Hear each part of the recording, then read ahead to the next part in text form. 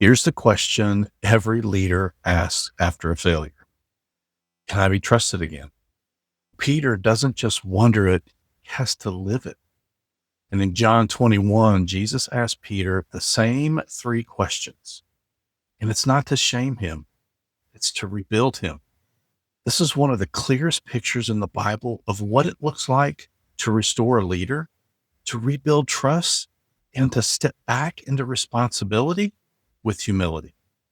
If you've ever needed a second chance or had to give one, this is for you.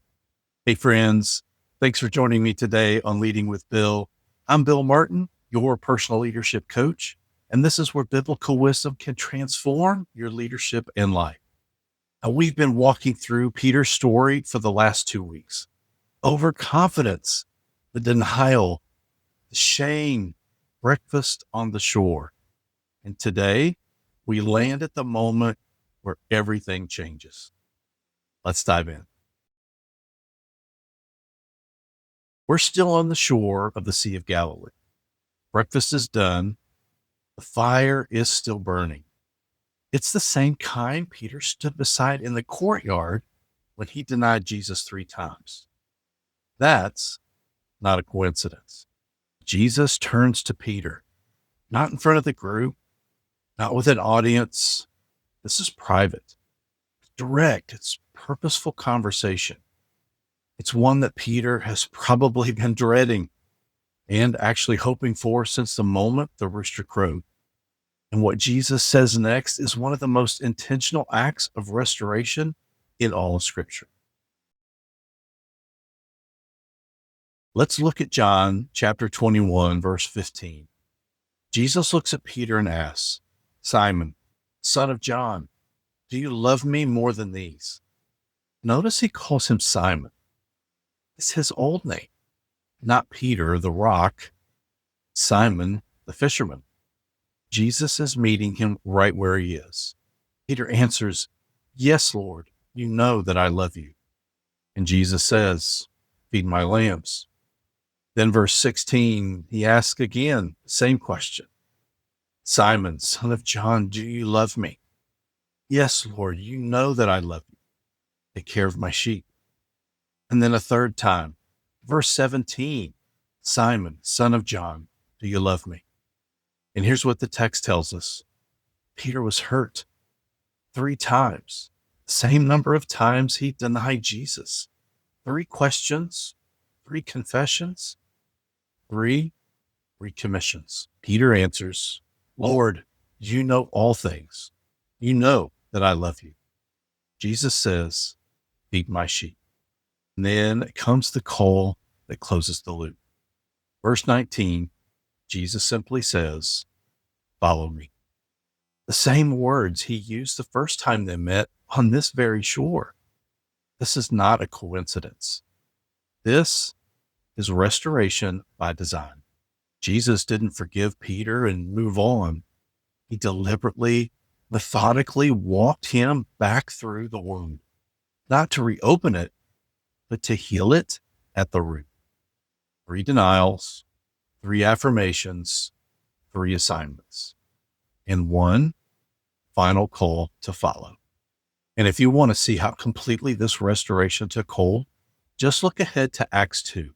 The same Peter who denied Jesus in a courtyard is the one who stands up in front of thousands in Jerusalem through the power of the Holy Spirit, declares the resurrection of Jesus Christ without flinching. 3,000 people come to faith that day. That is not the behavior of a man still paralyzed by shame. That is a man who has been fully restored and fully recommissioned. Here's our key takeaway for today. Restoration isn't a reset to the old you. It's a recommissioning into the call that God has placed on your life. Peter doesn't come out of John chapter 21, the same man who walked on water with bravado or drew a sword in the garden. Actually comes out steadier, humbler, and more anchored. His strength doesn't disappear, it just gets refined. The boldness is still there in Acts 2. now it's rooted in grace rather than ego. We started this series 3 weeks ago with Peter at his most confident, just sure of himself, bold and ready. We watched him stumble in the worst possible way. We sat with him in the shame. And today we watched Jesus pull him back, not just to where he started, but forward into something stronger. Friends, that is the story arc God draws in the lives of leaders that he is building. It's not a straight line. It includes failures. It includes fire and breakfast and hard questions and grace you didn't earn. But at the end of that story arc, there's a call. Follow me.